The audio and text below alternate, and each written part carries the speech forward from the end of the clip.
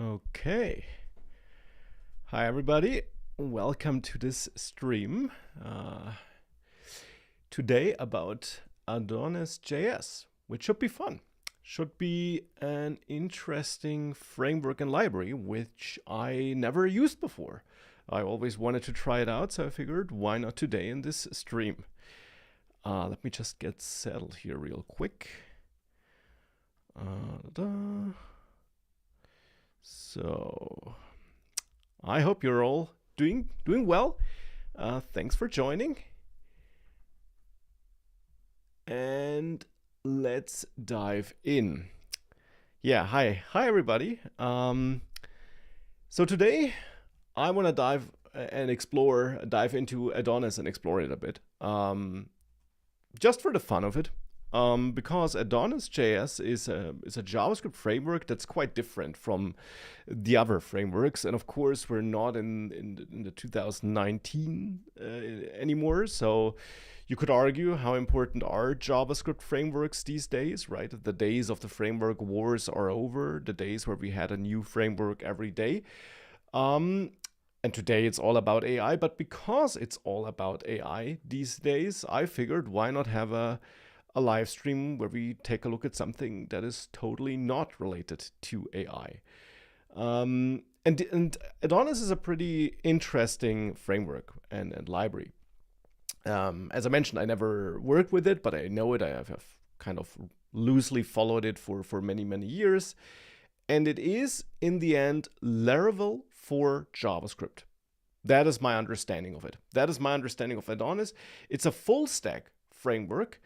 And it already existed before all the React frameworks became full stack. So before we had, I'm not sure if it was released before we had Next.js, but I would say before Next.js got super popular and so on.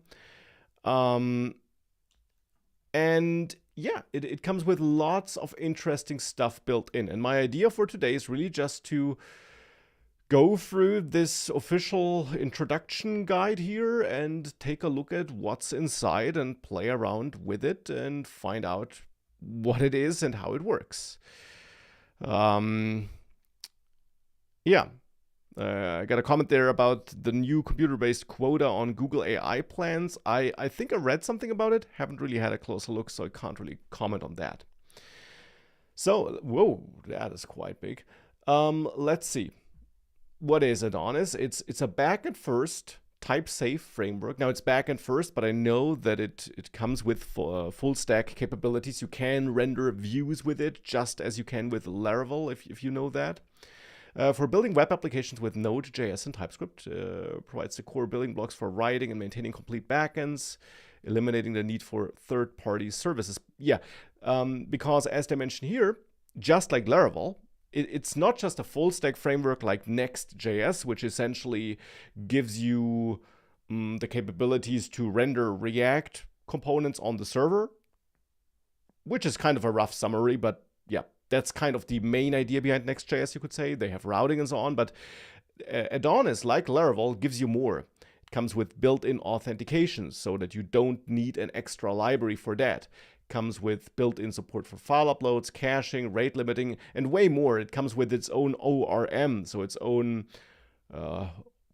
object relational mapping, I think is what it stands for. It's its own wrapper around a SQL database and so on. So pretty powerful, pretty capable. And the idea really is that you only have AdonisJS if you want to build a full stack application, and you don't need too many other dependencies, which of course, especially today with all those supply chain attacks, is quite interesting. Having a limited set of dependencies. Obviously, if Adonis gets compromised, you're still in trouble, but it's less extra dependencies you need.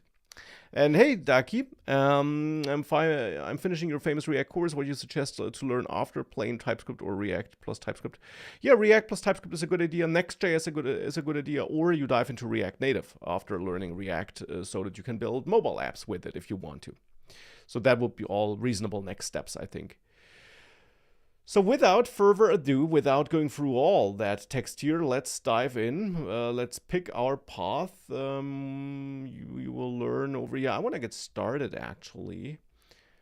Now, one thing, the three approaches, AdonisJS supports three primary approaches to building your front end. Okay, so that sounds important. Each approach represents a different way of thinking about the view layer.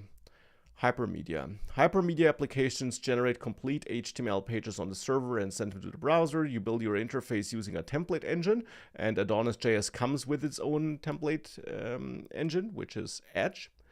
And add interactivity using lightweight JavaScript libraries like Alpine.js or HTMX unpoly when needed. And I think I want to use this approach here, actually.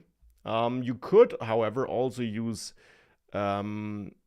Adonis with React as a front end using Inertia.js, which I think is from Laravel, from the Laravel world, which kind of is like a bridge between the front end single page application and the back end, the full stack application. And yeah, you can also just build a REST API, of course, just a backend if you want to. And the same controller, 3 different returns. Okay, so let's see. We can register a route with the router that comes with Adonis. And controllers post, so that is the controller here. And in there we can call view render and render a view, which we defined before. And this special syntax here, that is essentially this Edge template language that ships with Adonis. The alternative would be to use Inertia, where we also have our controller, but in the controller we call render still on a view, and we can pass some props. Yes, that's props into it.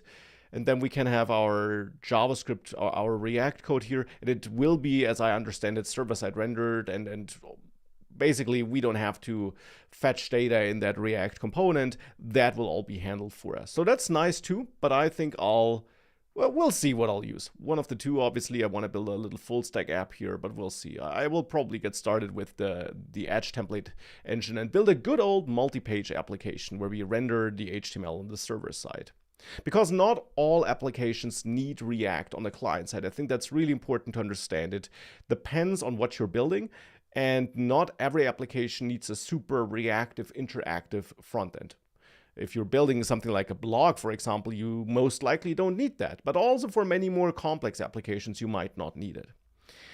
So let me quickly catch up with the chat. Hi Max, AI engineering course. Maybe at some point right now, things are changing so quickly that any course I would release on that would be outdated pretty much the moment I release it. So I don't want that. So not today. I will rather create some courses on software fundamentals and stuff like that first. But at some point, I want to, of course, share how I work with AI. But I want to do that at a point where it doesn't change every week, which it does right now.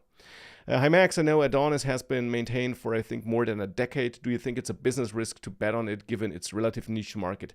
Yeah, that is a really good question. So I know it has been maintained for a very long time. I didn't know that it was a decade, but yeah, definitely a long time.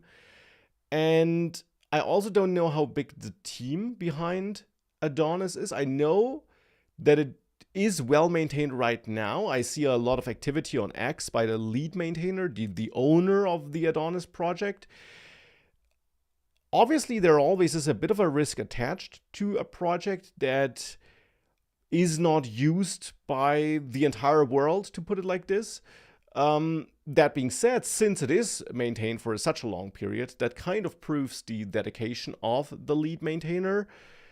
But yeah, obviously something like Next.js, which is backed by Vercel, will very likely, I would say, have a higher guarantee of being maintained for a long time. But you never know, obviously. And Adonis has certain advantages, of course, which Next.js doesn't have. But yeah, definitely a valid concern. Nice that you are live. I really like your approach on programming languages, frameworks, and Adonis looks quite interesting on the first look. So I'm curious what we get today. Yeah, I'm curious too. Thanks for joining. It should be fun. What tool are you using to box highlight areas? That is an application called Demo Pro. It's an application that only exists for Mac. I think I bought it like many years ago. It's great. It gives you all that stuff here where you can draw on the screen. Yeah. I still don't get why it hasn't been embraced by the JavaScript community. I think opinionated frameworks are great. People like Svelte and Vue, so why not Adonis? Yeah, I always wondered about this too.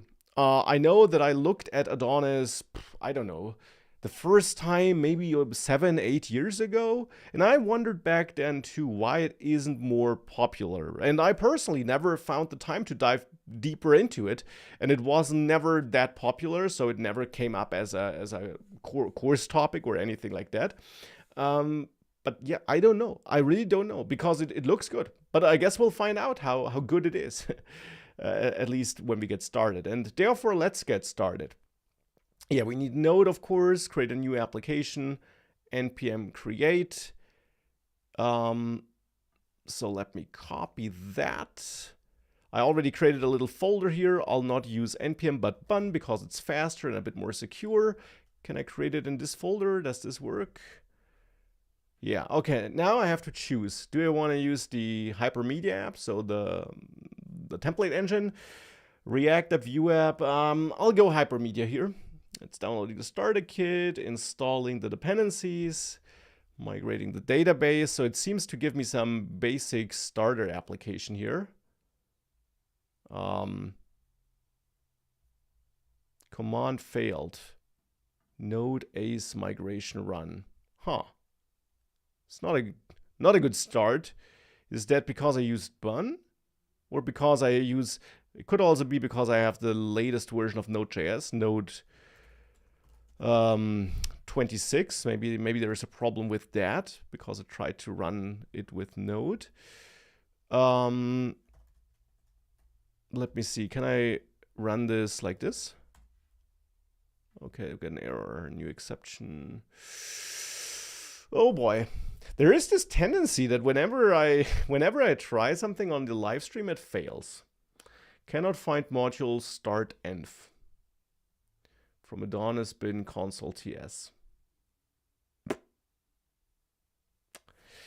Let me check. Is that a Node? Let's use an older Node version here.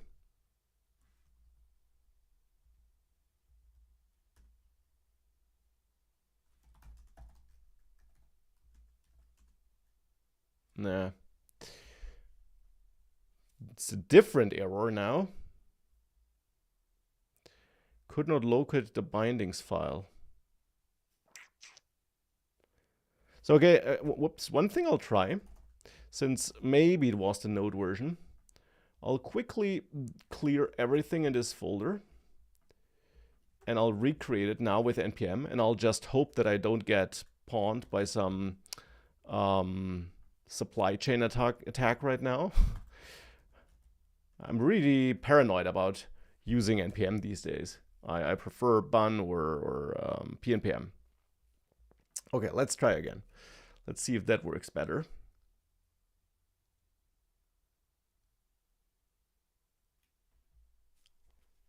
I mean, at this point, there shouldn't be too much I can get wrong.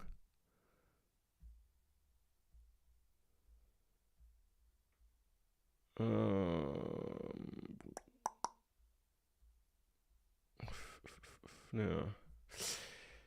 Command failed. That is really not off to a good start here. Is that something that is... do we have that issue here? Is it something that's known? Doesn't look like it.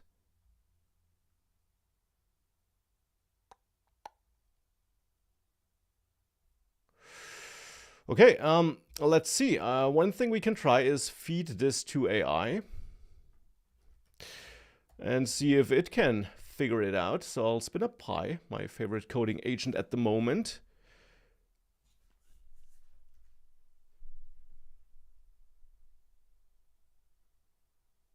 Trying to get started with Adonis in this project. Ran, what was the command? Npm create this, okay. Npm create AdonisJS at latest dot. It failed when trying to run the migrations. Running manually also failed. So let's paste in that error log and let's see what we get here. Good morning, or good evening, good afternoon from my side. Let's see if the AI can help us here if it can crunch through that error message. What's AdonisJS? AdonisJS is a JavaScript framework, a full stack framework that is like Laravel for JavaScript, if you know Laravel. So it's a batteries included framework, not like Next.js or TanStack Start, which is mostly about routing and rendering on the server, but instead it comes with authentication, it comes with its own ORM, and that's the idea. Right now I'm just facing some problems here with the initial setup fixed. Okay. So it's not, okay, I get it. It's not Adonis, probably, but it's the problem seems to be that this setup command wanted to run some lifecycle script, so some script attached to a dependency, and I have ignore scripts set to true because of supply chain attacks, and Bun also doesn't run them by default, as I know. So it looks like it needed some script to be executed. So the AI temporarily disabled this, now ran the migrations. Okay. So hopefully there's now nothing missing from the initial setup step. I guess we'll see, because we can of course try to now run the development server. So let's, yeah, I don't want to use that browser here. Let's see. Okay. So we got something on the screen. Looks a bit weird. Is that how it should look? Huh. Okay.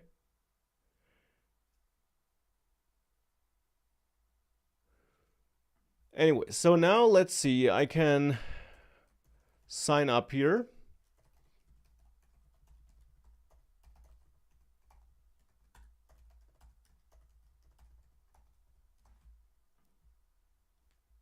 And now I'm logged in. I can log out, and we got all that built in out of the box. Classic problems always pop up when they don't have to. Yeah, it's really classic. I think that's like the third time that I want to dive in some technology on the live stream, and it just fails. But yeah, it's working now. And seems to be working without problems now. Not sure about this temp folder. Is that where my production database is stored, or my development database, schema, users? Yeah, okay. So it's using SQLite, which I like because that's all lightweight and simple. And we'll explore what we have here in just a second. Udemy needs to add the ability to follow instructors to see when they have new content come out. You tell me. I mean, together with other instructors, we've been telling Udemy for so long how many cool features they could add, but yeah, they just don't want to, I guess. I like how you try to figure out the issue before using AI. For me, first thing I would do is copy paste to AI. Looks like I'm doomed. Well, as you see, AI figured it out when I didn't, but I also didn't want to go through that entire error stack because I don't want to make this stream, hopefully, about debugging, but instead about Adonis. So especially when it comes to parsing like long error messages and reasoning about them, AI is really good. I just think it makes sense to at least briefly look at the error message yourself before you send it off to AI, because sometimes it is super easy to solve. It might just be like a used port or something like this. Not in this case, but in other problems. And B, it's never bad to see or to have at least an idea of what's going on and what's breaking, which part is breaking, and so on. So anyways, let's take a look at what we have here in this project. Obviously, package.json file in there. Got some mappings basically for the files that make up this project. Then we get some dependencies from Adonis. What is Vine? A validation library, okay. Got a validation library, better SQLite 3, Edge.js, that's the template language as I understand it. What's Luxon? What's that? A library for working with dates and times. Okay. So we got that, and then we got some, where is assertion, test runner types. Alpine is essentially also a JavaScript library for adding lightweight client-side JavaScript code so that you don't have to write vanilla JavaScript code, but you also don't need a full big library like React. Okay. AdonisRCTS looks like the config file, and it is experimental flags, commands, list of ACE commands to register. Yeah, so it's been a long time since I last worked with Laravel. I used to do a lot of Laravel development in 2015, 2014, and 16, I think. And as I remember, Laravel had like lots of features like Adonis, as it seems. And it also allowed you to register your own commands. So the idea is that in Laravel, I think it was like the artisan command. And here it seems to be the ACE command, which you execute with Node. So that's a command or a tool given to you by Adonis. And you can register your own subcommands, basically, as I understand it, which I guess you register in... no, these are built-in commands, and you could basically import your own files here. So my file ts, something like this probably, and that could register your own commands so that you had your own utility commands. Service providers to import and register. So my understanding here is that this is about dependency injection and about registering various services that spin up as the web server spins up. So what do we have here? I got a database provider, auth provider. So we got the different providers for the different features, so to say. Preload. So, okay. So essentially, this is our configuration file. Got it. What else do we have? Got an env file where we configure the port and so on. Log level. Got an app key here for, I don't know for what is that used for also for hashing our passwords or stuff. I don't know. Session driver cookie. Okay, so that we use cookies for authentication. Got our database in here. That should be get ignored. Temp, yeah. Tests, got our unit tests set up here. Resources, yeah, that's just like in Laravel. I think in Laravel we also had a resources folder with essentially the client-side resources. So here we got our client-side CSS code, client-side JavaScript code using Alpine, as I mentioned, and views. And that is basically the front-end pages or the templates that will be rendered into pages, and as it seems also components. But I don't know yet how this templating system works. Now let me quickly see if I can install some extension and hopefully not get a supply chain attacked for this Edge templating language. Edge template support. Here, the official one. Edge template syntax highlighter by AdonisJS. Let's install that. Oh God, don't hack me. Okay, looks better. So now we got some syntax highlighting. So the idea behind the templating language, I mean, in the old days, it was pretty common to use template languages, also in other JavaScript frameworks. And the idea really is that you render your HTML pages on the server, and then the finished HTML code is sent to the client. But in order to make that a bit more convenient and more dynamic, you would compose your HTML file from different templates and have placeholders in those templates, which can be replaced with dynamic values. And what we have here, for example, as it seems, is that we are saying, okay, this home page, so we're in the pages folder, this home page here should be based on a layout. And I would assume you can define different layouts, but if you don't specify anything here, it's using a default layout, which is registered somewhere. And then this part here is injected into that layout. So in that layout, we probably have some placeholders. So let's see, where is the layout defined? Components, layout, here. So that is a layout file. So here we see the general HTML skeleton. We also see that in the body, we got this main slot. So that seems to be the Edge template language syntax for defining a slot where the actual page content is rendered into.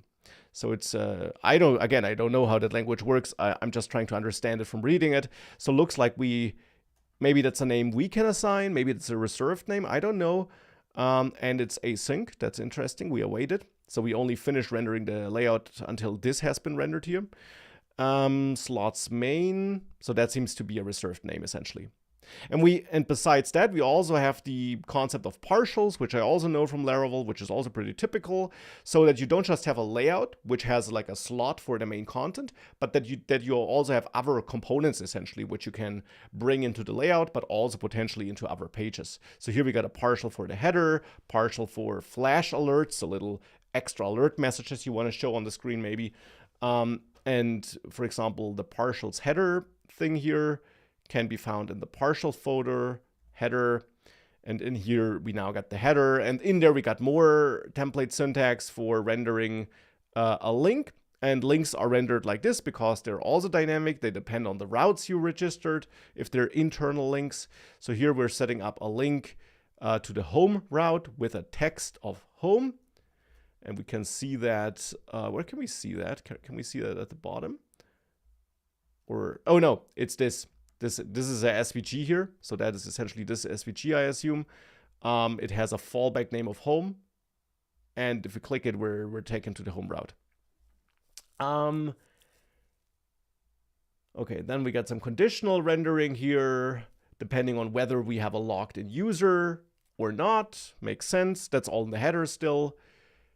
Okay, and then here, for example, that @vite thing. So we seem to be using Vite for the front-end assets, for bundling and managing the front-end CSS and JavaScript assets, as it seems. And we're injecting the, I assume, optimized and bundled app.js and app.css files into here. Or specifically, we find that in the resources folder under JS and CSS. So that is this JavaScript and this CS file. So I don't know if it's even processed. Got it. And all the Vite server is spun up automatically when we start the main dev server, I assume. So, okay, makes sense. I don't understand everything here. This stack thing here is probably some debugging stuff. I don't know. And then we got more components here. And yeah, I'll have to dig into that, what exactly is going on here. But we'll do that in due time. Let me get back to the chat. Some questions. Max, as LLM models get more expensive to run, use, and no longer subsidized, will open source or self-hosted models become more important? And as a result, should devs learn DevOps for that shift? So I think that open models will become more important in the future in general. But of course, if you want to run them on your own, that will also cost you money, because either you need a pretty beefed up local machine, so like a Mac Studio for 10K or something like this, or you'll need to rent it again. So it'll always cost you some money. But of course, depending on how expensive the frontier models get, the open models may be interesting alternatives. There aren't too many super capable open models, depending on what you're trying to do. But I'm sure we'll get there. I don't think you should learn DevOps for that, though. You should learn it if that's in general something that's interesting to you, but deploying and running your own open model is something you may, if you have the hardware or if you rent a VPS, do once or so, but you then just need to learn how to get it right this one time. You don't need to, like, in general, learn a lot about DevOps, I would say. And hi, thanks for taking my Flutter course, Sahansar Hamali. Thank you for the nice shout out, Don Solid. And why would I use this tool, please, and not directly using any AI service? I'm not sure which tool you mean. Is there any chance you guys might publish your new courses on Udemy? Do you still do Udemy courses?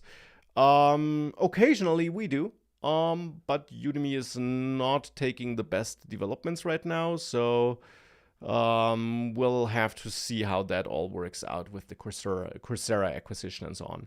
And regarding the content security policy, I mean, you can go to that layout, I assume, and just add whatever you need to add in the head section here. It's just HTML in the end, so you can just add that here.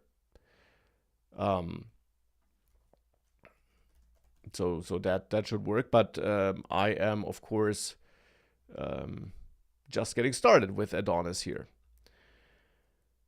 Okay, so we got that. Let's skip, or let's for now leave the front end, the resources, and let's take a look at the start folder. That must be the server side part because we explored, no, we didn't explore everything else. There is more.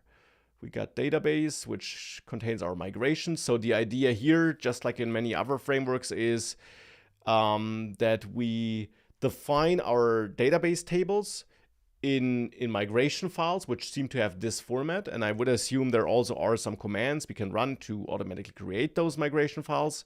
And we then also run those migrations to apply them to the database to basically plan out our tables and their schemas.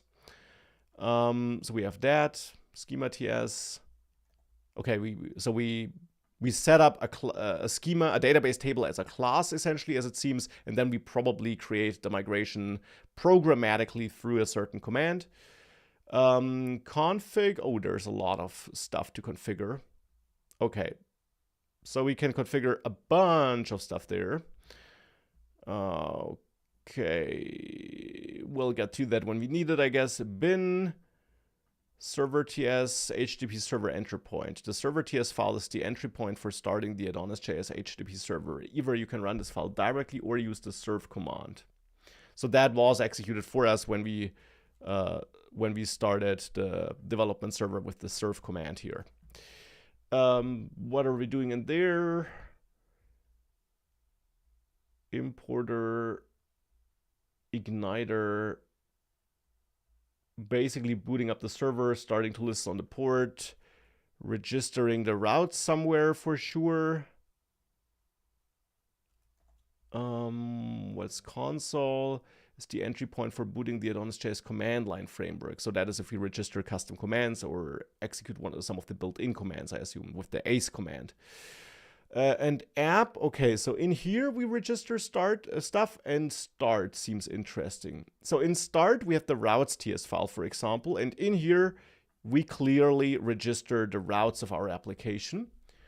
Like that for /nothing, so domain /nothing, we render the home page. So here we refer to paths in our resources views folder. So in resources views, so if we have like render pages home, that goes to the pages folder here, and then in there it renders home. That is essentially what is happening here. And we can group routes. Why would we group? To apply some shared middleware, right? Guest middleware, whatever it does. And then we get sign up and log in routes here. Yeah, probably that's some middleware that only unauthenticated users can reach those routes. And on the other hand, we got the auth middleware to protect routes that should only be reachable by authenticated users, like the log out route, which only makes sense if we, well, do log out. And then every route either is registered like this, where we directly render something, or, and I know that from Laravel 2, probably more common, or more in line with the official philosophy, to put it like this, is to connect a controller and a certain controller method to a route. So here for sign up, we have two routes, one get and one post route. And it's in the same controller's file, but we target different controllers, the create and the store controller. If we take a look at that, our controllers in the controllers TS file here, which are in AdonisJS server, .AdonisJS server. Yeah, but that's created dynamically, isn't it? Did we create that? Aren't we not? No, we register our controllers here. I assume this is generated dynamically. So here, new account controller, we have our class, new account controller. And then in there, we have a create method and a store method. And these are responsible for these names in the end. And again, we'll see, but I assume this is somehow created dynamically or automatically. And then in create, which is for the get route, we just render another view. So of course, in theory, we could also not use this, but instead we could, I guess, also do get... Yeah, we could... No, we cannot. Can we not directly render here? Do we have to use a controller? Looks like, okay. But in the end, we're rendering just as we did here. And for the post route here, we are validating the user input with the built-in validator. And then we create a new instance of a user using our user model, to which I'll get back. And then we authenticate that user for the web. So session-based, cookie-based authentication, I assume. And then we redirect to the home route again. So let's see. We have the models folder. In there, the user model is defined. And I assume the... I mentioned before that we have those database tables. We have those schemas.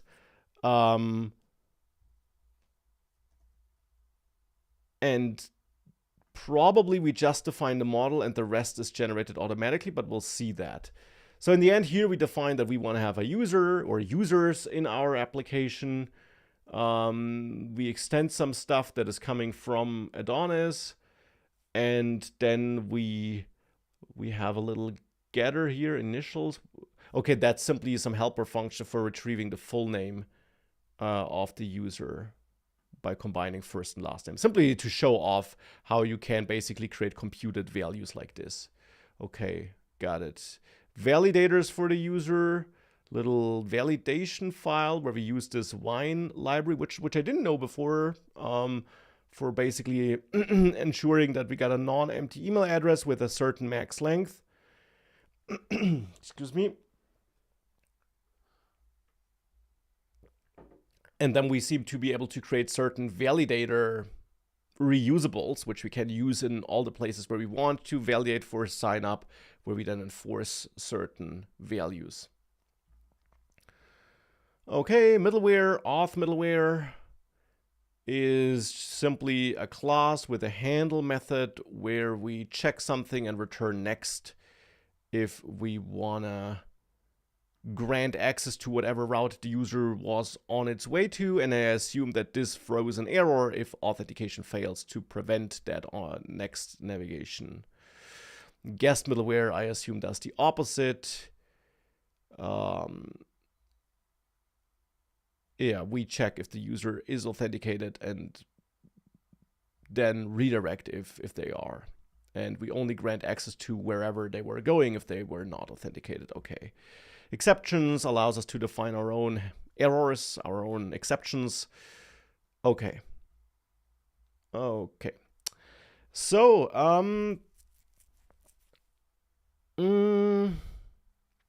what new courses are you planning to release in the near future? Maybe something on Bun. I'm still figuring out if that is a course I'm happy with. I already recorded something, but I want to check if I'm happy with the quality and so on, and if I'm happy with the direction.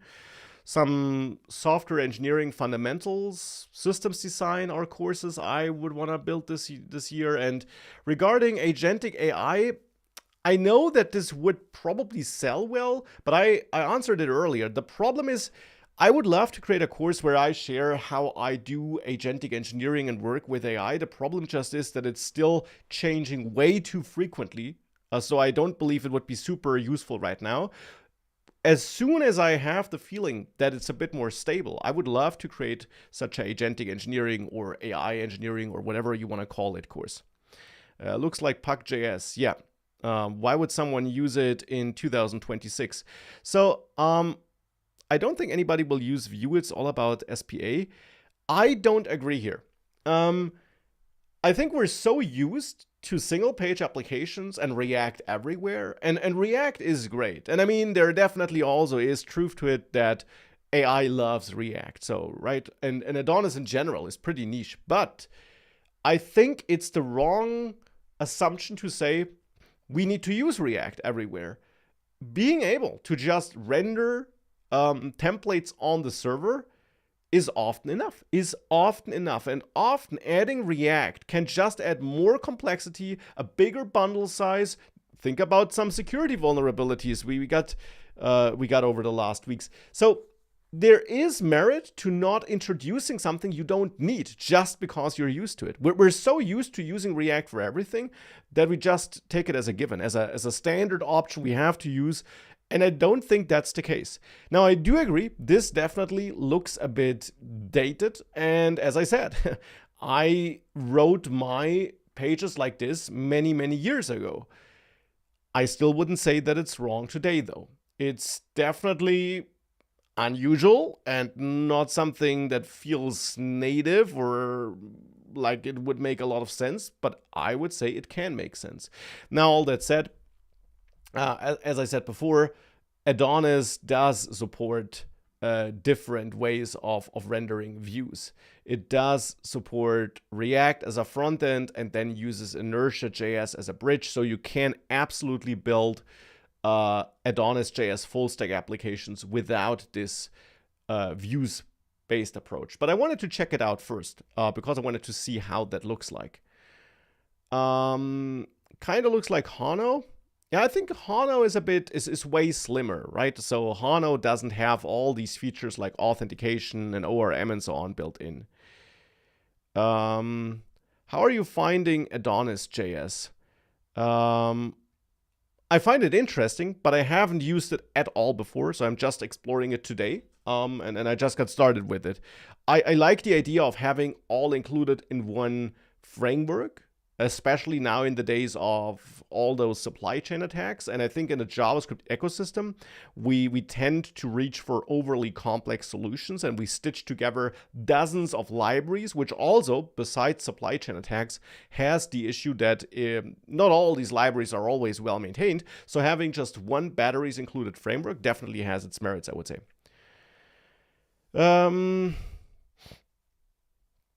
How do you recommend current computer science students who has basic knowledge to learn programming? What is the next step? Build project or explore AI?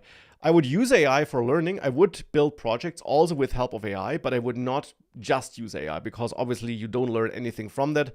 I would try to learn software engineering fundamentals. I would try to write some code here and there from hand. I would definitely review and really understand all the code AI may generate. I may critically question it, maybe also use AI for discussing the code. But I'll be honest, I'm also still trying to figure out how to best teach and of course also learn stuff with AI these days. How do you build a project today so that you learn if I ask AI? Yeah, so I would really use AI as a sparring partner, essentially. Okay, so let's see. Now I also want to see the alternative since we just talked about it, and then we'll also get into editing the code, but I want to see the alternative. What if I used, let me recreate this. Want to start from scratch. Let me recreate this, stop the server, and use the alternative approach here with the React kit. Now it will probably crash again.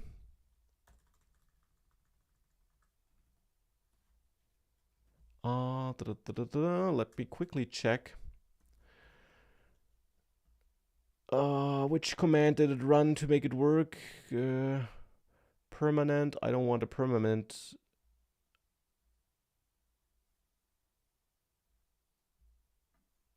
So that here will probably do it. Let's see. Let's see. Oops, I did not want to do that. One dot is enough. Okay. Let's see if that works.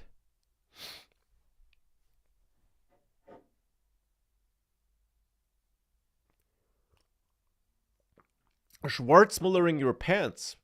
Not sure if that's good or bad.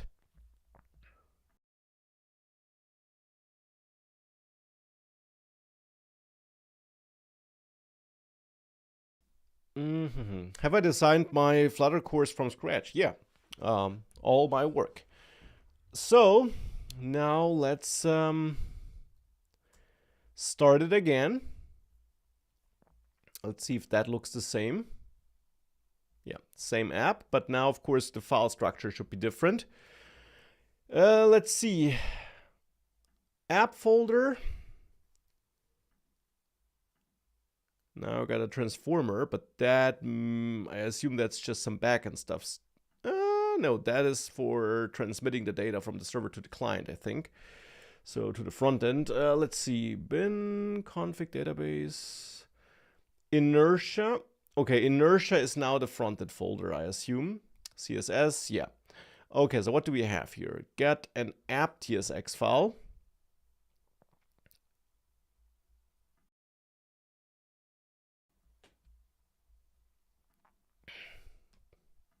I have no idea what that is, but I assume it's there for basically hydrating the front end and connecting it to the backend. Create Inertia app, set the page title as it seems, app. Okay. Where is this? Got this config file, which shows me an error, but that's just because that's deprecated. That's okay. Server-side rendering TSX. So that's for the server-side rendering entry point, client entry point. Okay, I have no idea how Inertia works and what this wow thing is. Got my homepage here. So that is a regular React component now. Nothing too fancy. Do we have a layout or something? Yeah, we have a layout. Default TSX. Where is this set up? Is this set up an app? Resolve page component. Look in the pages folder. Where? Layout is imported. Okay. So that's how that works. Got our layout here. And then got the default layout. Okay, so we got... Ooh, use effect. That's forbidden. Okay. Yeah, so that's really just React. As we know it, the link component is coming from Inertia or from AdonisJS and its Inertia package. Okay. And as I understand it, let's see. Yeah, children is obviously for the... Okay. Okay, interesting. Children is of course like the like always in React, the component between the tags. But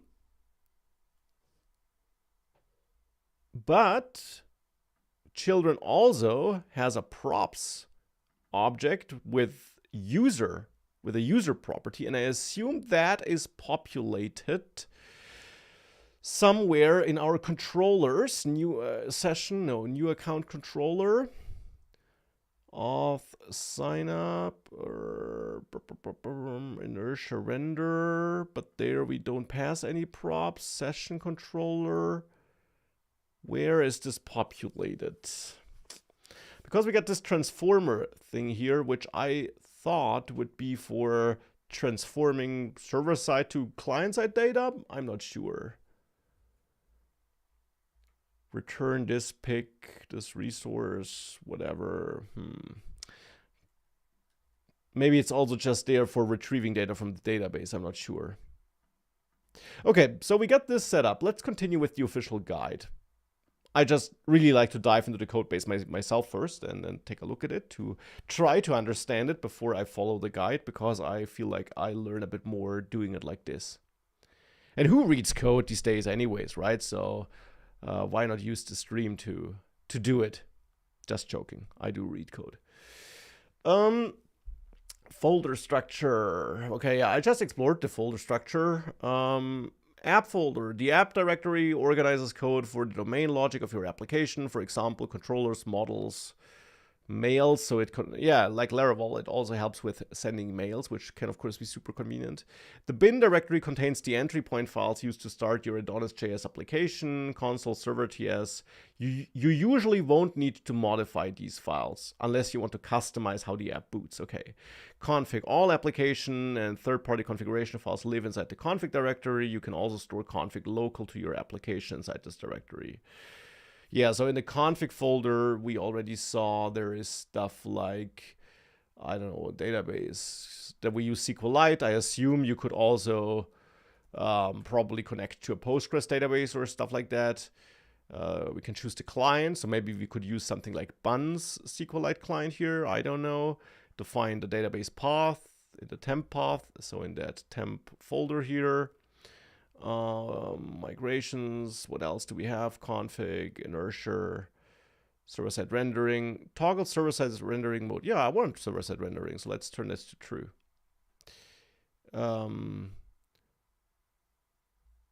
Logger, yeah, so it makes sense. I just quickly want to check. If I set this to false, my assumption would be that if I take a look at the page source here, that has a div app with some data that's passed to it. Yeah, but the main HTML content is missing because it's client-side rendered. We're importing some scripts which then do the client-side rendering. And that's not great for search engine optimization. So if I set this to true, now we can see there's way more in there, right? There's the actual, all inline, so a bit hard to read, but the actual HTML content is there. So I'll keep that set to true. Okay, the database. The database directory holds artifacts related to the database layer. By default, AdonisJS ships with Lucid ORM, so its own ORM. And the idea behind an ORM is that you express your database tables essentially as models, as classes, you could say, in your code. And then the underlying schemas and migrations are generated for you. And yeah, this is the first time of me exploring this framework, so I'm just figuring out how it all works right now. Switching databases does not require reorganizing this folder. Migrations, versions, schema changes, seeders if you want to have seed data, like some initial admin users or stuff. Okay, providers. Providers directory is used to store the service providers used by your application. What are service providers? Service providers. This guide covers service providers. Well, I will probably not go through entirely. Service providers are JavaScript classes with lifecycle hooks that execute at specific points during application startup and shutdown. This allows you to register bindings to the inversion of control container, extend framework classes using macros, perform initialization at precise moments, clean up resources during shutdown.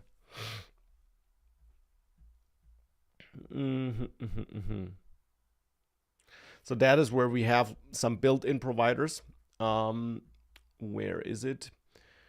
I saw it before. Where are the built-in providers? Providers, here's API provider. Custom serializer for API responses. Okay, so here we got a provider for serializing data, as it seems.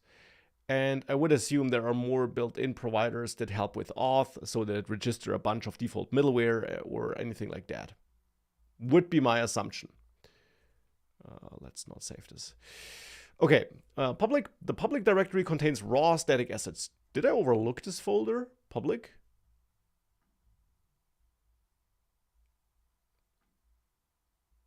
I don't have a public folder.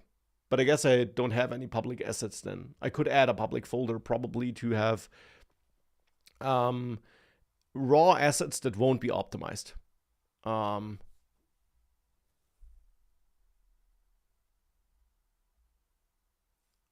I see almost no jobs in Adonis. Then why exploring such things which are not in demand just for fun? Yo, if you're of course looking for a job, then AdonisJS.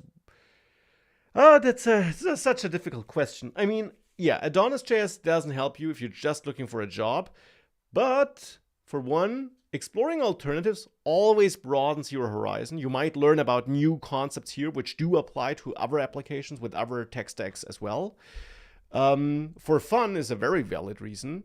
And of course, you just may, if you're not looking for a job, if you're looking to like build your own SaaS, your own business, whatever, then of course that might be a valid option.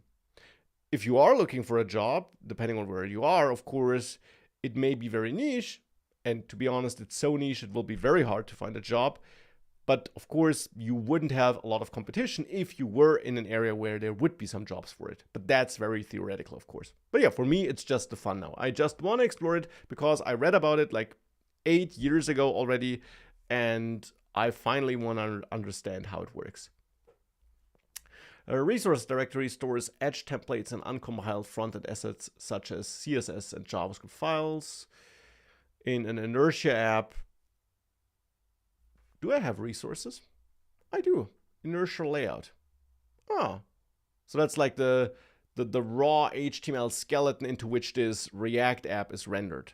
So we could set up our content security policy here. We could bring in some static assets here, I guess. Register some metadata in addition to what we already have. Okay. Inertia, the Inertia directory exists only in projects using the Inertia starter kit. Makes sense. It represents a sub-application containing the front-end source code. You're free to create additional folders such as components, layouts, utils to organize. So essentially you're building like your Vue or your React app in there. Clear separation between frontend and backend. AdonisJS maintains a clear boundary between the backend and the frontend. You should never import backend code into your frontend application to not expose anything there or to have it crash, because obviously backend APIs or server-side Node.js APIs won't run on the client in the browser. In practice, your frontend communicates with the backend through HTTP requests and receives plain JSON data. AdonisJS encourages you to model this reality explicitly. Data is fetched and transformed via API responses. I wonder, that's interesting, how exactly are we communicating here when using Inertia? So let's say we're logging in. So we have a form here. Yeah, and that's interesting. That is a component coming from the AdonisJS framework.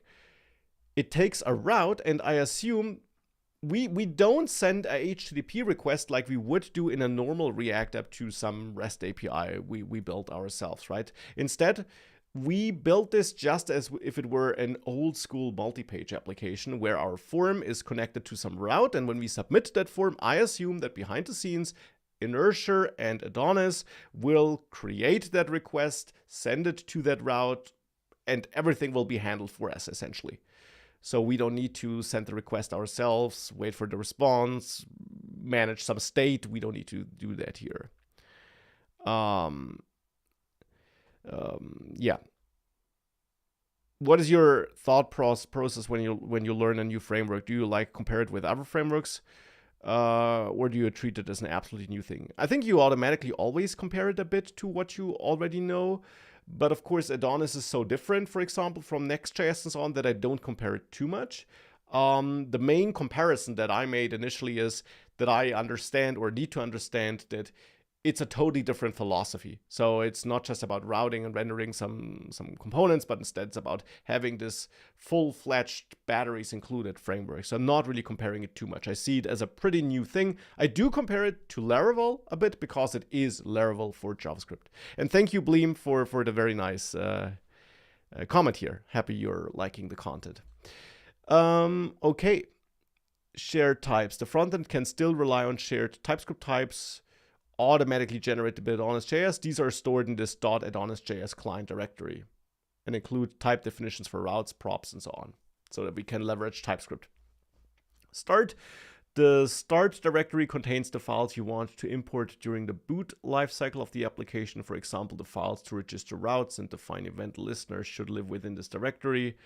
AdonisJS does not auto-import files from start. It is merely used as a convention to group similar files. Okay, so in that start folder, I have the kernel TS file. Oh yeah, I already saw that. Right.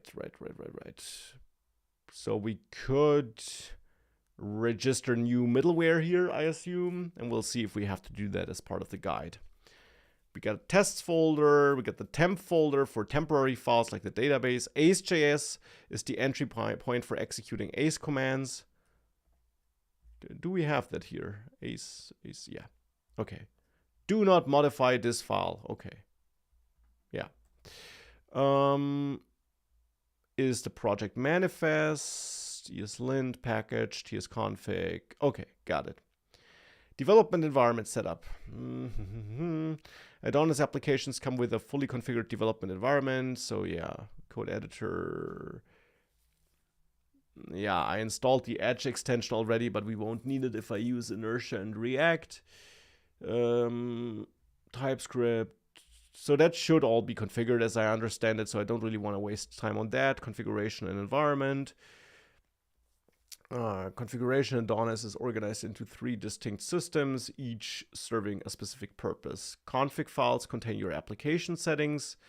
in the config folder. Environment variables in .env hold runtime secrets and values that change between environments. Makes sense. By the way, regarding secrets, especially with all those supply chain attacks, my recommendation would be to not store them in .env files. I might do that for a course or something because it's quick and I delete it thereafter anyways. But for secrets you really continuously use, I would use a service like InPhysical. I know I'm not paid by them. You can also use Doppler or anything like that. These are cloud services. InPhysical you can get started for free. And then you can store your secret in the cloud and pull it in via CLI, and if your machine gets compromised, your secrets will not be extracted, or not, at least not as easily be extracted. So that's just a little side note. Adonis RCTS file configures the framework itself. Okay, so the config files are for the application, and that is for the framework itself. So here we could change probably the folder names in which it looks by default and so on. Configuration lives in a config directory. Typical Adonis project includes several config files. I saw that. Here's what a database config file looks like. Mail config. Notice how this config file references environment variables. This is the correct way to use environment variables. Yeah, so that makes sense. So for example, if we have an application that sends email, we can configure how emails are being sent, but regarding some values, we're putting them into .env files.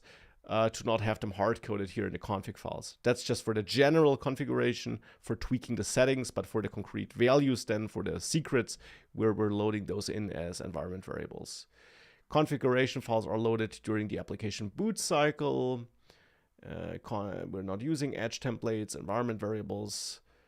.env is probably loaded automatically. The app key is a special environment variable that AdonisJS uses for encrypting cookies, signing sessions, and other cryptographic operations. Run generate key to create an app key, but we already have one. Okay, we get that. So I just assume the defaults will be fine here. I don't want to spend this stream just tweaking config files. So let's continue deployment. Okay, but I don't want to deploy. I want to build. FAQ, and now build a fully functional building dev show, a community showcase website. In this tutorial, you will build dev show. Yeah, I want to do that. But questions first. Do you think GitHub Actions are the main culprit behind TanStack security issue, or is it a fault of TanStack? So technically, it is a fault of TanStack because they could have configured stuff such that this wouldn't have happened, if I recall it correctly. But, of course, if you have a system like GitHub Actions, which made this specific error so likely to happen, that's, of course, also not great.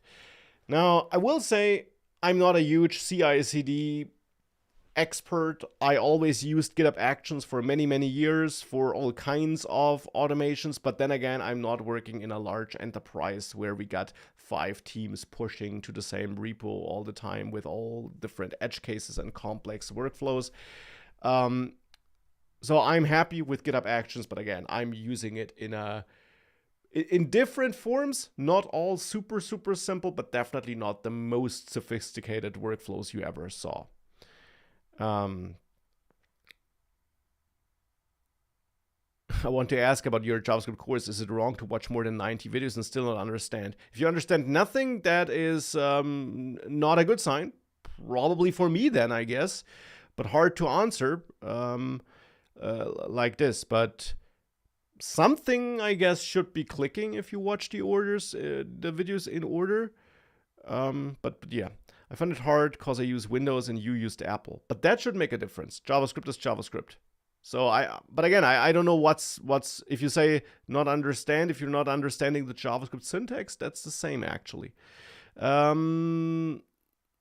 So their Windows, Apple shouldn't be the problem. Hello, Max. Thanks for your huge contribution to the community. Hello, and thank you so much for the very nice words. Do you prefer working with React or Angular, or does it depend on the project? Depends on the project, but nowadays I use mostly React, also because, of course, it's AI's favorite, and I use a lot of AI for coding, for the better or worse of it. Before AI, I didn't have a strong preference. If anything, I probably preferred Vue from the syntax and the ease of use, especially Vue 2. But yeah, these days are long gone, so whatever. What do you think is important when learning new framework paradigm concepts? Really diving deep is important for me. I want to understand how stuff works under the hood. I don't want to just get the basic superficial answer. I want to understand how things are connected, why we do certain things in a certain way, when to use a certain approach. I really try to question the things and dive a bit deeper, if you want to put it like this. But now let's build this. We're starting with the AdonisJS hypermedia. So I'm using Inertia. We'll see if we can still make it work. Yeah, we have those routes. I have them here too, I believe. Where are we? We are in the start. Yeah, it's the start folder, routes. Yeah, we got that here as well. So that looks the same. The starter kit gives us sign up, login, log out routes. Notice how middleware guest ensures only logged out users can access sign up, login, while middleware auth protects the logout route. We already figured that out. How controllers work. Let's look at the sign up controller to see how requests flow through the application. Yeah, let's take a look at this new account controller in app controllers. This is this one here. So I'm using Inertia, of course, not Edge, but still. Each controller method receives an HTTP context object as its first parameter. This one here. The context contains everything about the current request, the request data, response object, auth state, view renderer, and more. We destructure just the properties we need, sure. The create method simply shows the sign up form. Yeah, so I understood that. We here, in our case, since we're using Inertia, we're getting this Inertia thing. There is more stuff in here. We could get the request to find out, I don't know, the URL and stuff like that. But here we're using this Inertia object to render a view. And here for this post route, I'm using, as it seems, yeah, we're pulling out the request to use the validate using method to validate the request body. Yeah. You might notice the controller references a user model and a sign up validator. The starter kit already includes these. We'll explore that in a later chapter. Okay. When a controller calls view render, looks for the template file and renders it. So yeah, we get that. Views live in the resources folder. Try creating an account. Yeah, already did that. Command line and REPL. You might be wondering why we're covering CLI and REPL instead of jumping straight into building features. Here's why. Throughout this tutorial, you'll constantly use ACE commands to generate controllers, models, and other files. Getting familiar with the CLI now prevents us from interrupting us flow later. Okay, we can see available commands with node ACE list. Let's do that. Hello. Okay, so we got a bunch of commands, bunch of built-in commands that we can run. Installing, configure one or more Adonis packages, build, eject, database commands for running the seeders, generate a key, list our routes, make stuff like make an event for which we want to set up a listener, or create a new middleware or a model. Okay, yeah.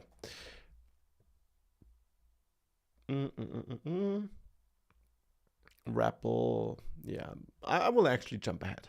I feel risky.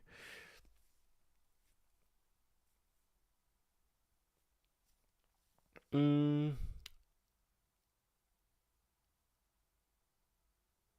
this chapter, you will create models and migrations for the post and comment resources, establish relationships, generate dummy data. Okay. This chapter introduces Lucid, AdonisJS SQL ORM. Instead of writing raw SQL queries, you'll work with JavaScript classes called models to represent your database tables. So I already said that before. An important distinction, models define how you interact with data, but they don't modify the database structure. That's the job of migrations. Yeah, so we have a model. We'll use the model in our code to interact with the data, but in order to do that, we need a database table, and in order to create that, we need a so-called migration, which is like a little script, you could say, or a blueprint for adjusting the database to have the right table that we need. And the migration is derived from the model class. That's how it works in Laravel, and I understand that it works like this in Inertia, in Adonis. So let's add a post model with node ace make :model post. And this gives us a model's post TS file, and it also already creates a new migration file. Because as I said, we need both model and migration. So we now got the post model here, an empty class right now. That might just be a TypeScript error in my IDE. Or no, I think we don't have one because I haven't set up the migration, the schema, the shape of the table yet.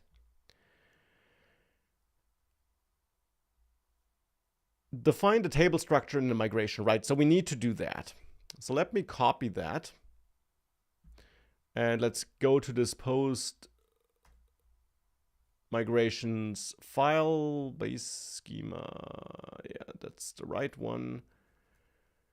So initially what it does here is it sets up a basic table with a table name of posts. And it just gives it an ID and some timestamps. And what we're adding now is these 3 lines here. So I can just copy those actually, paste them in here to give every post a title, a URL, and a summary, as it seems. And we set it to not nullable so that we need values in there. They must not be null. Okay, so now we probably need to run that.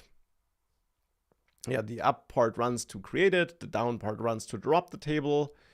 Creating the comment model. Let's create the comment model. So let me stop the dev server because we'll need to restart it anyways for it to pick up those changes, I assume. So let's again create another model, the comment model, just like before. Got a new migration file, got a new, where is it? The new model, comment model here. And in the migration file, again, basic skeleton. And what are we adding here? Just one line, as it seems, for the content. Okay. And now we can run them to apply them to the database, to add those tables. Looking good. And now let's see. Starting the dev server again works. And now that error here is gone too, because now that we applied the migrations behind the scenes, it probably created these types.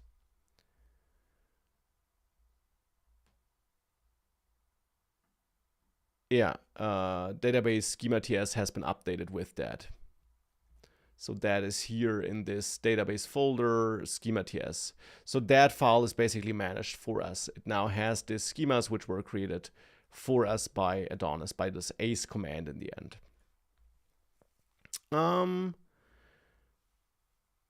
Thank you for your answer, Max. I bought several of your courses. It helped me a lot through my career as a software developer. Yeah, thank you so much. Thank you so much for being part of the courses and for the very nice words. I'm super happy to hear that the content was helpful and that I could be a small part of your career. Thank you so much. So now let's see how we can add relationships, because obviously we want a relationship between our comments and our posts. We want every post to have potentially one or more comments, and every comment belongs to exactly one post.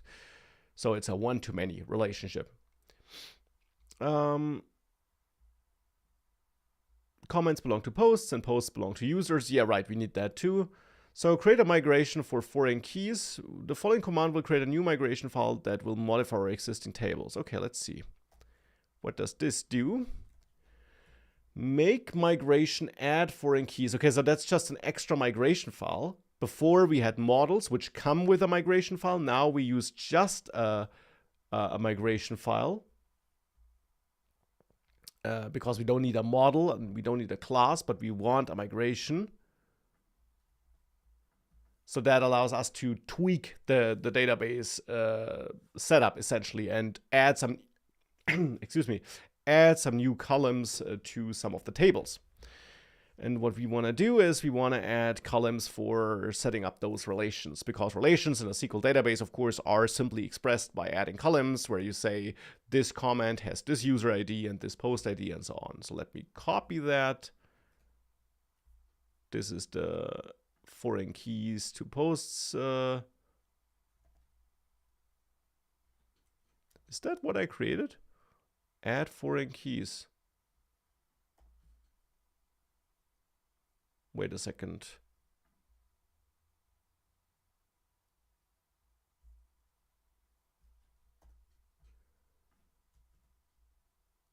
Oh, now it will. Didn't I run it? No, it's this one. Okay, so it has a different file name just. Well, that's okay. So let's paste it in. What are we doing? We are saying in the posts table, we add a user ID column, which is of type integer, unsigned, only positive values. It's not null. And we set up that foreign key relationship. And if the user were deleted, we also delete the posts. For the comment, we also link it to users, but also to posts, because every comment, of course, belongs to a post. And then we have the down migrations to revert them, essentially. Okay, run them. Done. Dev server starts. And define relationship in the post model. Now that the database has foreign key columns, let's update the model to define these relationships. So I'll copy that, go to my post model, which is currently basically empty, and paste that in. And now in there, in that class, we are declaring that relationship by adding essentially a comments property, which doesn't have any value, but we add that decorator. So we just add that property to be able to add a decorator, because it looks like in Adonis, we set up relationships through decorators provided by Adonis, and say a post has many comments and belongs to a user. And that's something, I think it's kind of the same wording in Laravel. So pretty easy to read and understand. That part might be a bit weird, that we just declare a variable, just declare a property. And we need declare, because without it, we get some problems from TypeScript, that it doesn't have an initial value. With declare, we don't get this. So that's that. And we also need relationships in the comments model. So let's paste it in there. And here we basically say a comment belongs to a post and belongs to a user. So you have has and belong, depending from which side you look at it. And you always set up both. Okay, so now we get that. We haven't added the inverse has many to the user model because we don't need them in this tutorial. You could add them later if your application needs to query posts or comments from the user side. Okay. So looks like we will never look for all the posts by a user in this tutorial. So we don't need to set up the relationships, but we would need to set them up if we would want to query for all the posts by user. But looks like here we'll just query for all the posts, and we just want to display to which user they belong.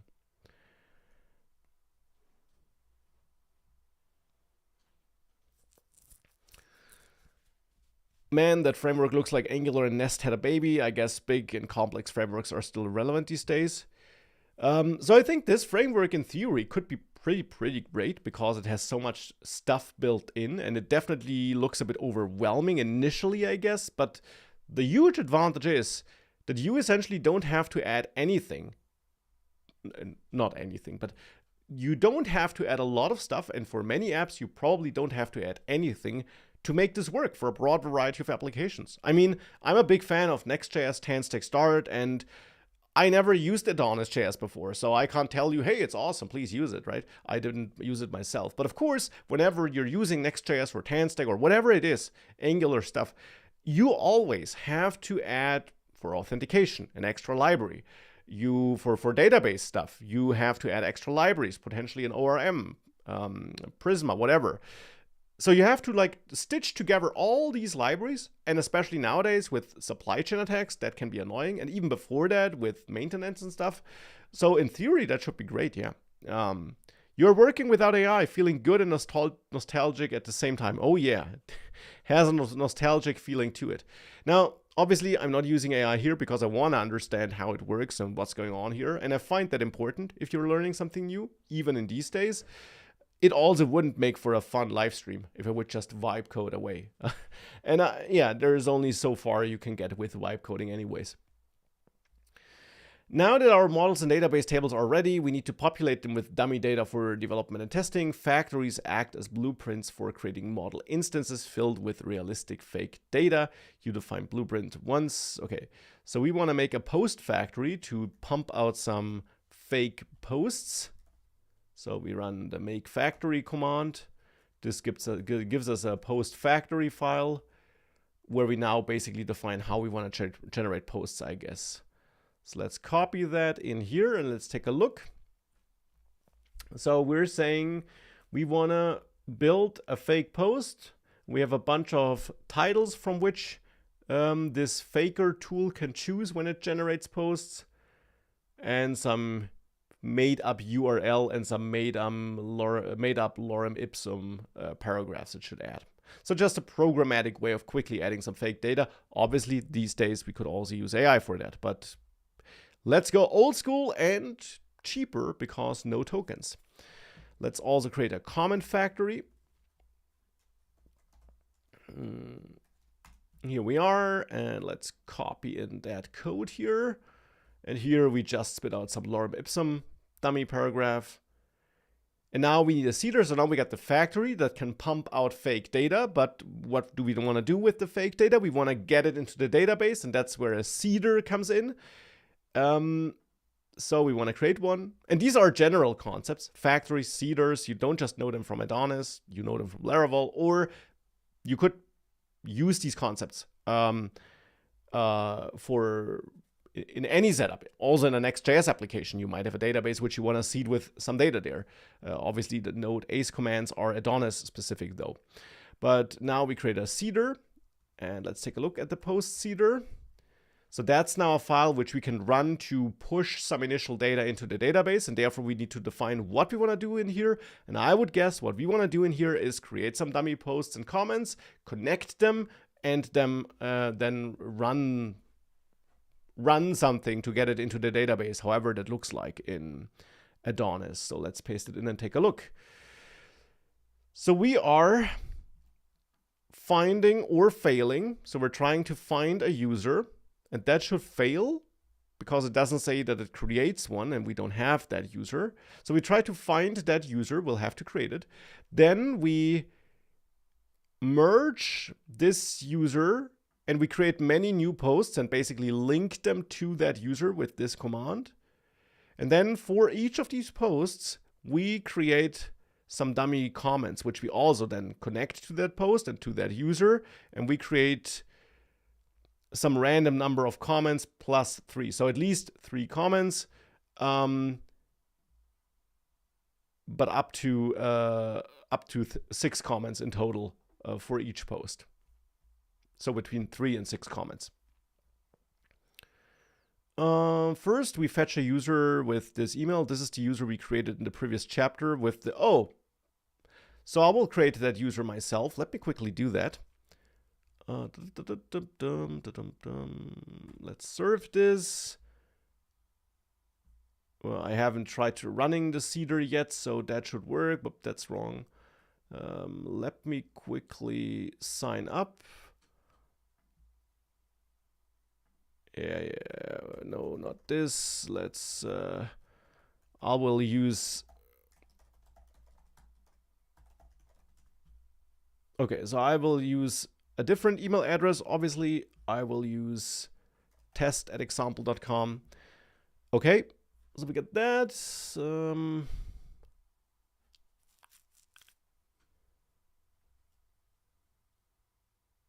Yes, please keep going such streams. We like them. Yeah, I definitely want to keep them going. And by the way, my plan is to have a stream like this every Thursday. Next week, I won't be able to do it. I got some other appointments there, but in general, every Thursday this time, so starting at 5 p.m. Central European Summertime, that is my plan. I try to make it as often as possible. And hi, David. And do I think Claude in Copilot will continue? I read they'll cancel Pro next month. So to me, it looks like Anthropic really wants to push their own tools. They want to push Claude Code and nothing else. They want to lock people in there. So we'll see. I'm not too confident that we'll be able to use Claude in all kinds of other tools, at least not with the subscription. Paying for tokens, that will probably be possible because you're just using the API then, but that's of course also super expensive. So let's now run the seeder. Cancel this server, run it, and that now created the dummy data, and we should be able to see it already even without the app being ready. In the database, we can see posts and comments tables. In the users table, I got my user, and in the posts table, we get some dummy posts here. And in the comments table, we get some dummy comments. And each comment is linked to a certain user and post ID. Obviously, we only have one user here, so they're all linked to that one user. That was what we wrote in the seeder. And then for the posts, we see here we got a post with, 5 comments. Here we got one with 3 comments, and so on. So that's in line with what we wrote. Okay, so I understand what we did here. Querying data with the REPL will not do that. We already saw that it's there. But we'll take a look at the code here. So the interesting thing, of course, is that with that model-based approach, you don't write SQL queries or anything like that. Instead, what you do is you use your model, or you access all the models, then your model, and this exists because we registered a model with that name. And then you can use methods like all to get all posts. Or as we see here, you can write queries where you have some where clause to limit the number of posts. And that is how an ORM works. You programmatically query your data and you don't write SQL statements. Now, to be very honest, I'm not a huge fan of ORMs, or I have nothing against them, but I'm not using them typically. And especially nowadays with AI, I find writing raw SQL queries easier than ever. So for me, I typically use raw SQL queries in my applications. I don't use ORMs because, of course, you got the full power if you write raw queries. And even before AI, many queries weren't that difficult, to be honest. Even with joins, that's not that hard. And of course, SQL queries can get quite complex and AI can get it wrong, but in my experience, it's pretty decent at most queries, including more complex ones. So that's just my 2 cents. But here we're using the ORM, so I'll stick with it. Routes, controllers, and views. In the previous chapter, we created the post and comment models with their database tables and relationships. Now we'll bring those models to life by building pages where users can actually see posts. Your posts and comments exist only in the database. The server is already up. So now we want to create a new controller. And the idea with this framework, as I understand it, is that you have a route, you have a controller, and you have a view. So good old MVC, if some of you remember, model view controller. It's quite an old way of structuring your applications, not just web applications. But old doesn't mean bad, just to be very clear about this. But you don't see it really in all those Next.js applications and so on, I guess. So yeah, in a different tab, let me run this, create a new post controller. Here it is, an empty file. And in there, we now register methods, which then define what will happen if 4 different routes. Again, I'll copy this in to save some time. And what we have here is an index method. We get some HTTP context here, which again is that thing that gives us all kinds of data. And actually, we have to tweak this, because this here is for, I need to use Inertia. I need to use Inertia, and of course we'll need to add this component. But what we're doing here is we're using our post class. So from our models file, right? So here, the post class, which we defined before. And then again, this is the ORM in action where we're creating a query. Preloading user is probably there so that we load it once and then not again for every post we're fetching, I assume. And then we order the posts obviously by creation date, descending. So the first post is the youngest, the most recent one. So then we render, and therefore we will need to add this. Defining the route. So now we have to, the route is that we go to start routes. And here we added here. We could add it anywhere, of course. And why is this not working? Why is this not working? Do I need to restart the dev server or something like this? Whoops, that's wrong. Oh, I didn't have the dev server up and running. That's my bad. So now let's bring it up and then hopefully, yeah, now this is auto created. So basically Adonis is creating a bunch of type definitions on the fly. So now this is here. We tell Adonis that for requests, get requests to /posts, we want to trigger the index method in the posts controller. And that, of course, is this method. Now we will need the view. And we can make a new view. I don't know if this is the right command if I want to have an inertia view. So let's see. I can run node ace list to see what I can make. So I can make a view, but that's an Edge.js template file. I don't want that. Maybe I do have to create it by hand.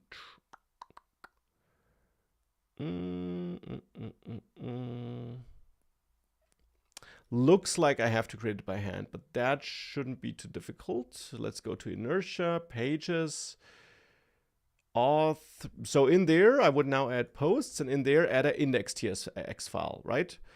And then I export a default function, and I'll name it posts, and I'll say something like my posts. So just a regular React component. Now this error here is gone because now I did add that thing, right? So I did add a posts folder with an index.ts file, and that is exactly what I said here. So this is how this is linked up. And therefore now, of course, with the development server up and running, I can go here, enter /posts, and I see my posts here. So that's working. And now, of course, we just need to get the data from the controller into that component. And actually, we're already doing that here, I assume, as props. So the question is, if in here we get this. Now, how do I... Oh, no, I think we have to do children. How does this work in the other file here? Do we have any file where we transmit data? We don't. We don't. In the layout, right? Children. So I assume this is what I need, but I never did this before, so we'll have to figure this out.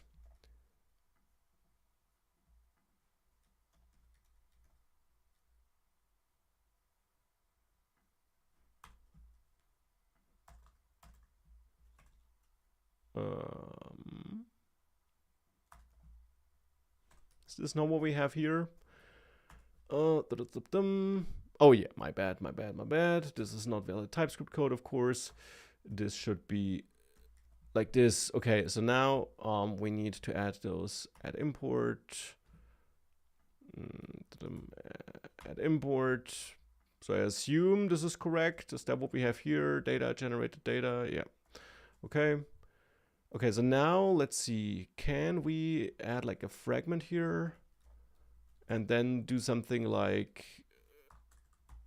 children props.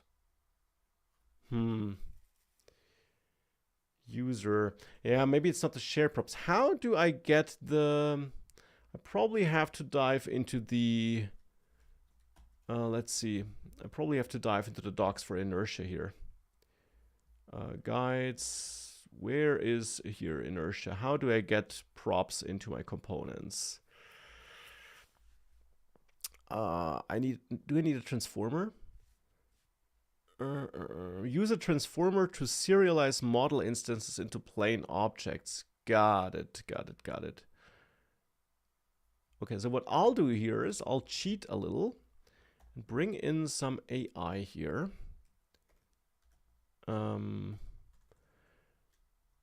Building an AdonisJS app. I need to get my posts. See post controller into my posts inertia. Whoops, I see that this is not readable for you. Okay, wait a second.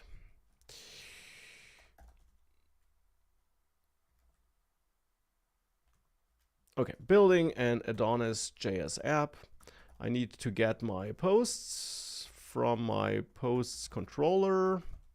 Add posts controller into my posts view inertia view.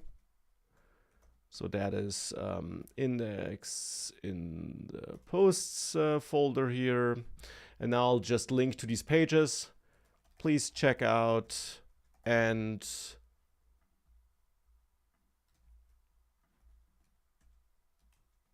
to help me do that. And let's see if it can figure that out. ORMs are good for schema transformations and collaboration. And again, I don't say ORMs are bad, just not what I personally need for my project. But then again, I'm not working in any large teams or anything like that. I definitely do say that I use migrations though. So it's not like I don't use migrations or anything like this. I just also write them myself or have LLMs write them. So migrations are very useful. I just don't need the ORM part. I was wondering to ask you about vibe coding is good or not. I don't think vibe coding is good for anything serious, but vibe coding definitely is very good if you just need a quick utility tool or if you just need to get a job done, right? If you're building some software you're selling, if you're working on anything serious which you plan on distributing or in your job, vibe coding just lets you lose all track. You don't understand what's going on in the code base, and eventually you'll hit a wall and you won't know how to continue. So not caring about the code is not a good solution for such situations. But again, if you just need a quick tool which you run on your machine or anything like that, you may not care about all the details and stuff. So yeah, vibe coding can be good there. And yeah, live coding is always challenging. But we'll see if the AI can figure it out. Seems to be fighting some linting errors here. But yeah, I am just using AI, by the way. Normally, I would dive in here and build it myself. But I have to go in 20 minutes. And I rather get the finished code now and work my way through that now so that we can also thereafter continue here. That's the main reason. So, okay, now it did something here. And let's first see if it works before I start explaining it. And then we'll see what it did. But looks good. Styling is totally awful. But as we can see, I got a bunch of posts being rendered here. And I can see that they are linked to my user. So sending the data from the controller seems to work. So let's now see how it works. And again, I gave it the links to the official docs. So that is just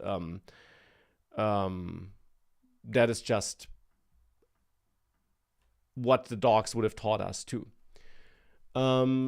So in a post controller, we're getting the posts. The only thing that changed here is essentially that we pass our posts, but not raw like this, but instead with help of a post transformer. That is a new thing it added.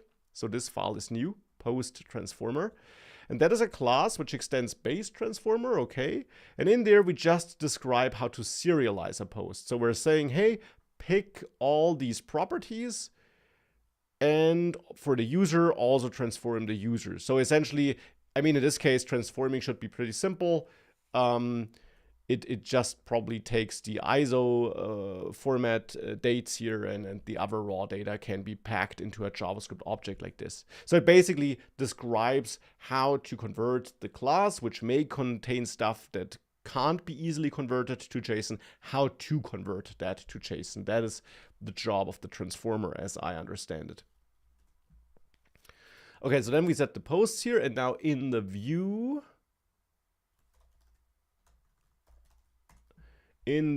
we get page. Okay, we just set up page props like this. Okay, we just set up a props type, a TypeScript type using Inertia props. Is that some generated types? Or did the AI add that? I assume it's some standard types, not generated by the AI. And we just say, okay, hey, here we'll have a posts key, and that is of type. Yeah, so that's some auto-generated type here for our posts. And I assume this type is generated based on how we transform the posts. So post here, this thing, yeah, is coming from the post transformer, exactly. Okay, and then we can just render them here. It's not too difficult. Got it. Okay. Now again, the official tutorial here uses the edge view, so I'm using Inertia, and as we see, it's just a React app in the end, where we also then transform and send our props. Okay. Displaying a single post. Yeah, sure. So now we can add another method here in our controller, because in our posts controller at the moment we have one index method for displaying all the posts, but now we want to also add a method for displaying a single post. So we are adding a show method here, as it seems. And again, these names are up to you, and later when you connect them in the routes file, you must make sure that they match, but we'll see that in a second. So here we're getting some params because now we have a dynamic route. And again, you may know that from React or so on. That's the routes with the colon parameters in the route name, for example, or the dollar signs in the file name. So here we are also getting some dynamic parameters, and we'll see how we register those routes in just a second. And then we expect to have an ID parameter. So we're looking for a post with a specific ID. We want to fail if we don't find it, so that we can show a 404 error or any other error, I assume. We want to render not a view. Instead, we want to render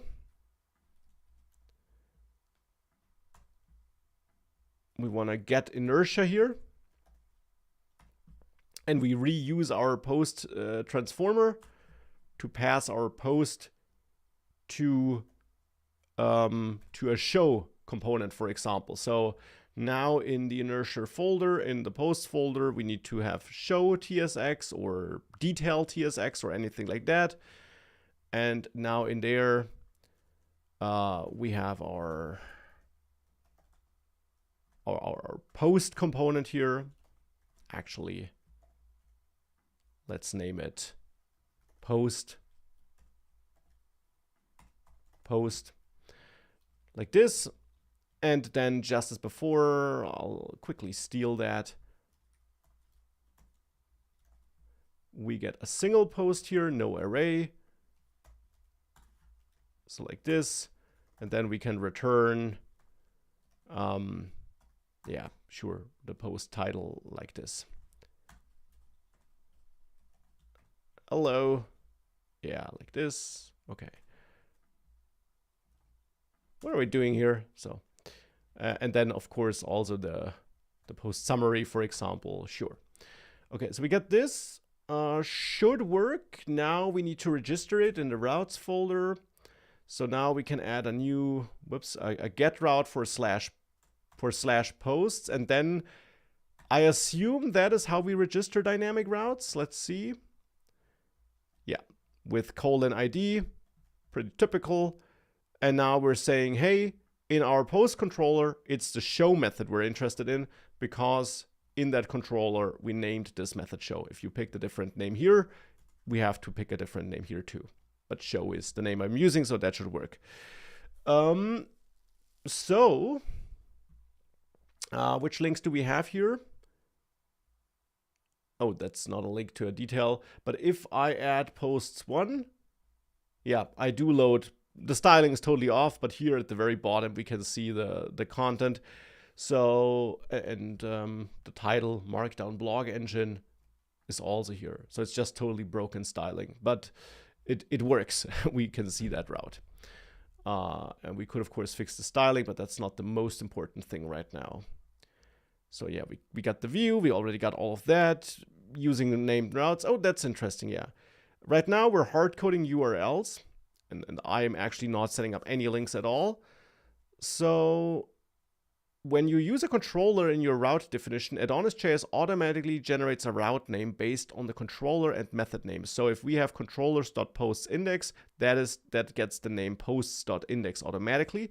So I assume we could go to the posts index page where we have all those posts, and instead of using an anchor tag like this, we could use the link component, which comes from Inertia.js React. Also here. And then I'm not sure, has it a to prop or is it ref? And then we could say something like routes post show. Doesn't seem to work like this.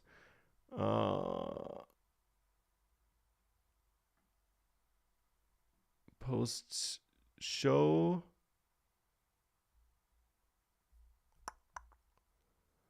Yeah, I'm using a different approach. I want to use this link component. Again, do we have that in here somewhere? Link, route. Oh, okay, it's just, okay, so it's link, route. Why am I getting an error here for route? Creating links. The link component creates navigation links. Oh, the import is wrong. I need to import that from here, from the Adonis package. Now we have support for the route. Now it's just posts.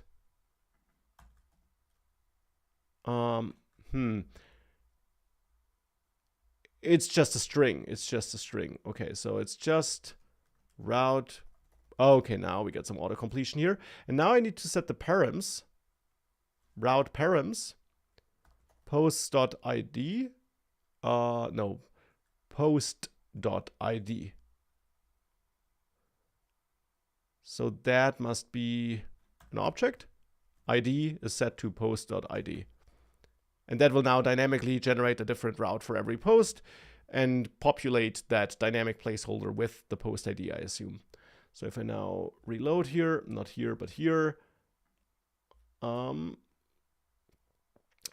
was this not updated? Do I need to restart the development server? Oh, saving the file also probably helps. Yeah, now I can click here and navigate to these posts. Styling is still awful, of course, but that works. And of course, the advantage of using route names here is that if we ever change the path, we don't need to change the links as long as the route name didn't change. So that's of course nice to have. Now, you might not change the path all too often, but still pretty nice. Hi, it's Kidby, and yeah, it is inspired by Laravel. It's absolutely, I think they themselves brand themselves as Laravel for JavaScript. Do you have to write software with your hands? That's like a baby's toy. Well, so when you learn something, I would definitely do stuff. I would definitely write code with hands, because just by reading, I'd do a mixture. But of course, for a live stream, I don't find it too interesting if I just let the AI rip through it. But I did use it just a couple of minutes ago.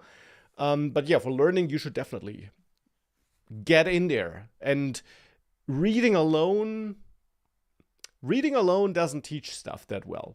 Now, I will not say that you will write all the code like you did maybe 4 years ago, not even close to it, but at least some basics to get a feeling. I mean, here you just joined, right? But I was just copying code. I wrote basically no code. Yeah, no, I got you. No offense taken. It's just I think writing code, it's just in general a good point. That's why I'm just commenting on it. I think writing code is still good for learning.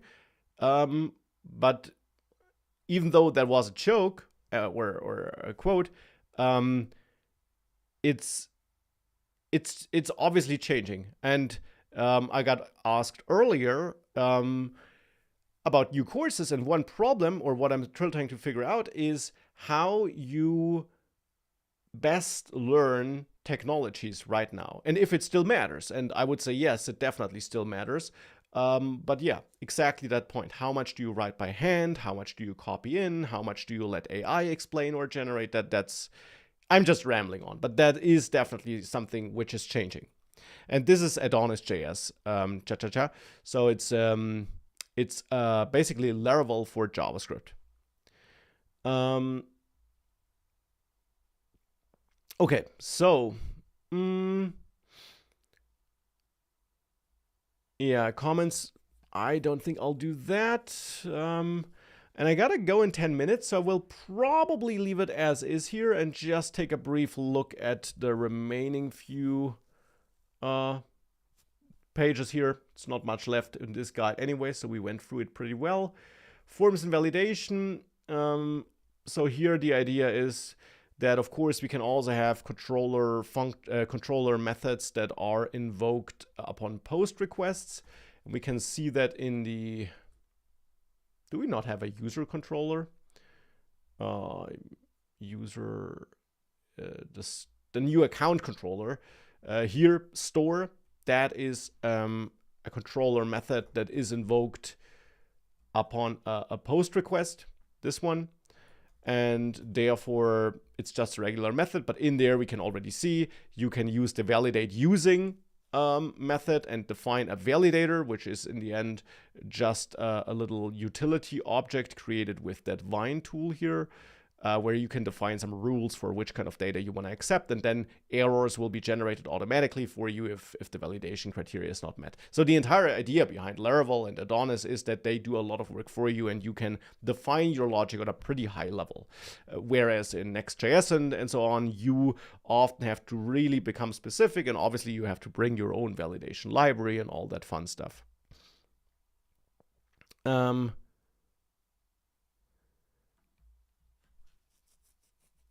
So what we're doing here is registering the routes. We already saw that. Creating a new view in this case, and here they're creating a form. Now these are all some edge-specific code snippets, but of course we have that here as well. Where is it? Login. Yeah, we can see that if we're using Inertia, we have this form component here, which is coming from the AdonisJS Inertia package, which is also linked to a route that should be triggered if the form is submitted, which is that store route we just saw, or that store controller action that's in the end invoked by that route. And the data, I assume, is packed into the request and submitted to the backend automatically, which is of course convenient that you don't have to write the code for that yourself or ask the AI to write it for you. If you're using Edge, you can render your form inputs like this. And arguably, this is a bit easier to reason about and read, I would say. And then we can create validators. We saw one already before with that Vine thing, where you simply define for the data you're about to receive what are your rules. So min length, max length, data type, and so on. Get the store method, and then again we can use the ORM, use our class, call the static create method to store the data. Comments, do the same thing. Also link it to a user through the ID, and we get the user through that auth property, which we get automatically. And again, that is like Adonis doing its thing and doing the authentication for you thanks to the middleware that is registered, right? So in routes, we get some auth middleware, for example, and any routes in here require authentication, and any routes in there therefore also get this auth property, which you can use to get the data about the currently authenticated user, or which you can use to log the user out, like in this case, and so on. So that is all pretty convenient once it is set up.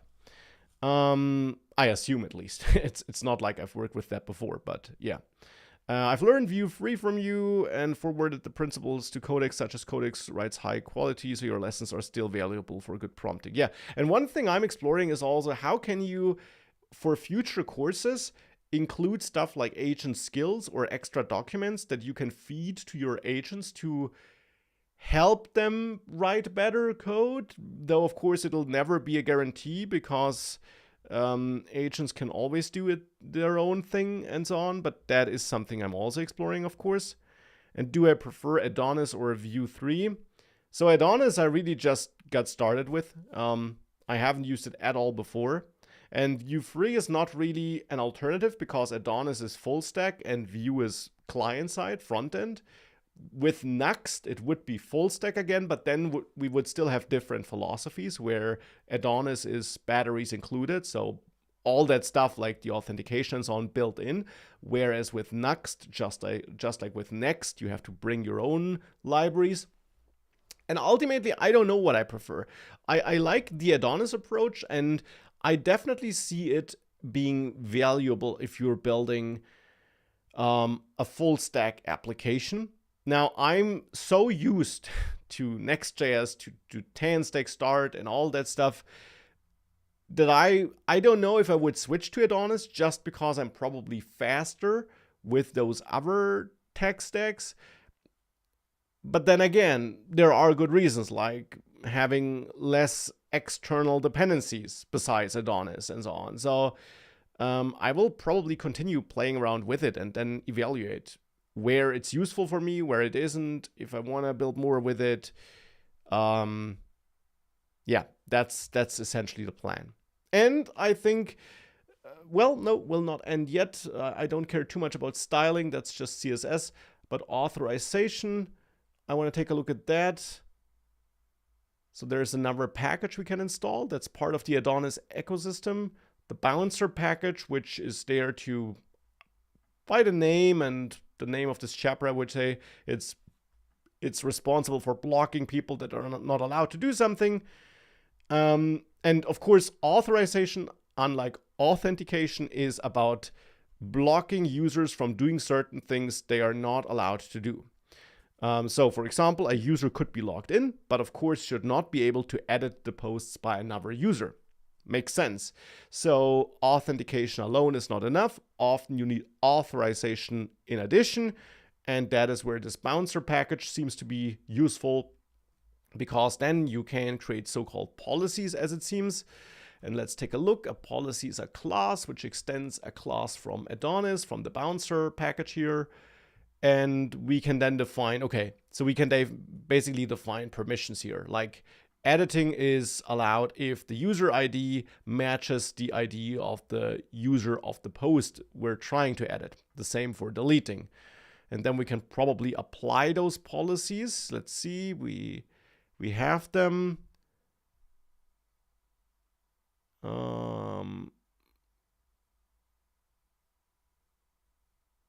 Add controller methods. Where are we applying? Oh yeah, here. So in our controller, here they added a new method, an edit method, which should be triggered obviously if you like try to submit a form where you want to edit a post, or where you probably want to load a page for editing a post here, now that I look at it. And in this method, we're finding the post you want to edit, but then before returning the view, this bouncer package gives us a bouncer thing where we load a policy we want to apply, and where we basically check through that policy if the user that is trying to edit this is allowed to do so. Makes sense. Okay. So let's see, chat. AI can build an app in 10 different ways in the same library, so maybe focus on programming paradigms, on how to organize code. Yeah. Absolutely. I think that these are the important skills for both developers and AI, through documents, through skills, that you teach it certain patterns, that you know your fundamentals and stuff. And that's why I'm also planning courses on programming fundamentals, systems design, and all that fun stuff. When there is a better bet to do backend web API in strongly typed languages like C# and not sure why it was censored here, or rely on Node.js with TypeScript, which types are erased, and there are tons of vulnerabilities in NPM packages. So ultimately, regarding the backend languages, I could probably talk an hour about just that, and I don't have an hour, but the huge advantage of Node.js and the entire JavaScript ecosystem is, of course, that AI knows it really well if you plan on using AI for development, that there are tons of packages, but of course, there is the huge downside of the supply chain attacks and so on. Definitely. And other languages can also give you better performance. I would absolutely look into using Go, Rust, C#, whatever you're interested in for backend development too. But I will say that my experience is that you have a high velocity when using TypeScript because with AI, it knows it so well. And of course, for me, I know it so well. So I can quickly see the parts where AI takes a wrong direction and so on. So there is that. But yeah, definitely. There is a lot of merit in using other backend languages as well. It doesn't have to be JavaScript for everything. Why is Nest.js more popular? I honestly don't know. I never fully understood why Adonis it was and is so niche. I have no great explanation for that. But I now have to leave. So that was interesting. That was fun. Definitely was interesting to dive into Adonis and take a look at it. I hope you liked it too. Thanks for joining. Again, I try to be back every Thursday. Next week, I won't be able to make it.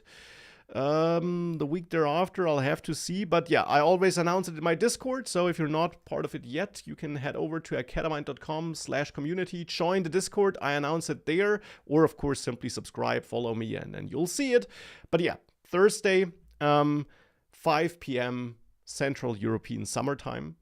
And I typically end at the time where I end now. And yeah, so thank you all and have a great day, evening, morning, whatever it is for you, and hopefully see you in the future. And yeah, thank you all for joining.